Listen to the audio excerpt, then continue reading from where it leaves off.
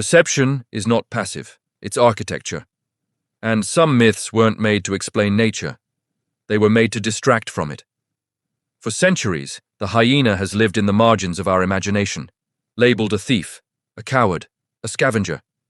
Not because science said so, but because storytellers needed a villain without a kingdom. And so we believed the lie. That power is loud. That strategy looks like a crown. That silence means weakness. But nature doesn't reward image. It rewards impact. And the truth is this. The hyena is not broken. It was designed for a different kind of war. Where visibility is risk. Where noise wastes energy. Where survival favors the mind that waits. So maybe the question isn't, why are hyenas so strange? Maybe the question is, what kind of system would create an animal like this? Because this isn't chaos, this is choreography. And this isn't madness. This is efficiency, coded into behavior, evolved in shadow. They don't lead with fear. They don't lead with dominance. They lead through pressure, through memory, through architecture. And you were never meant to notice them.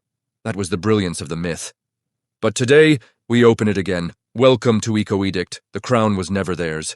But the system? That might be. They were never rivals by choice. But the system made them enemies. The lion dominates by presence, the hyena by persistence. Both are predators. But only one builds around confrontation.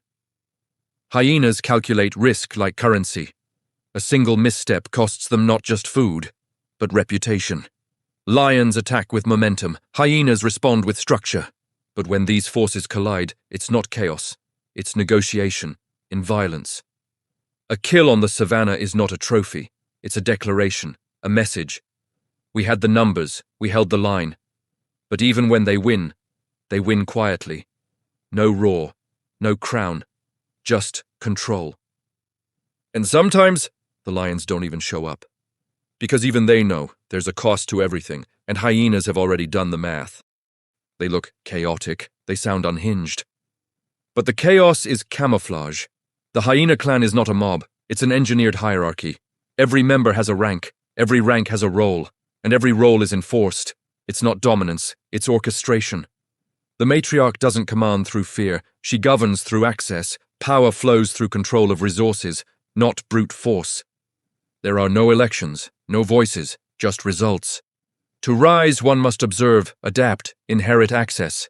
Even birth is a position. Daughters of the matriarch inherit higher ranks. But this isn't nepotism, it's efficiency. The clan doesn't waste time on competition. It engineers loyalty through certainty. And when order is broken, the system responds immediately. This is not chaos. This is protocol. The laughter? It's not madness, it's data. Every sound has function, every gesture has weight, every movement is part of the machine.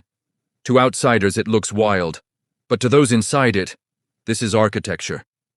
Their world looks chaotic to us, barking, snarling, a crowd in constant motion. But this noise is not confusion. It's a coded language. Dominance here is not shouted. It's known. A glance, a posture, a pause. These are the protocols of invisible hierarchy.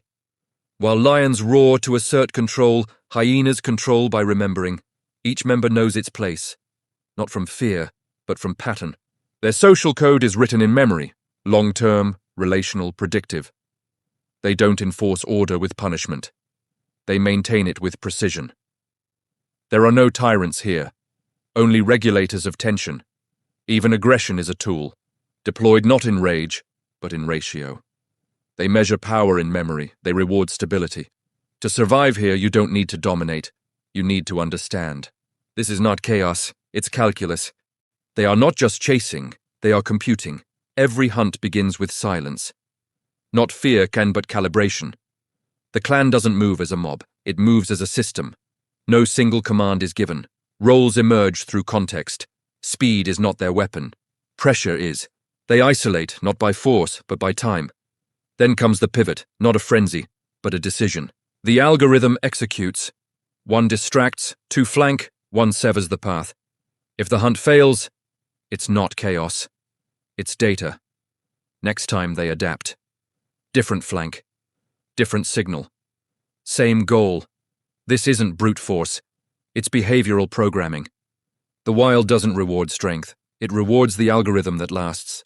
We built the word dominance to explain what we couldn't understand. But in nature, order doesn't scream. It flows. There is no king, no throne, only decisions, weighted by age, memory, and need. In a hyena clan, strength is not who eats first. It's who eats last and keeps peace. Hierarchy exists, but not as a ladder. More like a memory. It's not enforced by teeth, but by trust. Yes, conflict happens. But only when the system fails to self-correct. We called it dominance because we couldn't recognize distributed power. But the wild is not a monarchy. It's an algorithm of compromise. And in that system, the loudest one isn't the leader. It's usually the most unsure. Survival is not the final goal. It's just the entry fee. The real game begins after the body is safe, when the system must justify its existence. Hyenas do not merely survive. They architect continuity. Their social rules are not instincts. They are refinements. Pressure-tested over millennia. What looks like chaos is actually inheritance. Passed down, not by blood alone, but by proximity, mimicry, and repetition. Even their laughter isn't random. It's a code, a vocal architecture for information flow. This is not survival of the fittest. It's adaptation of the most precise. Because in a world where everything wants to live, strategy is the only heirloom that matters. Bones vanish, but memory doesn't. The earth records everything, but not in ink, in patterns, in silence, in the laws it enforces without trial. Hyenas don't live for stories, but they are part of one, older than language, deeper than lineage. The system remembers what works, it forgets what doesn't, and what survives is not the loudest, but the most aligned. So call it brutal if you want, call it cruel. But it is not blind, it sees everything, because nature doesn't forget.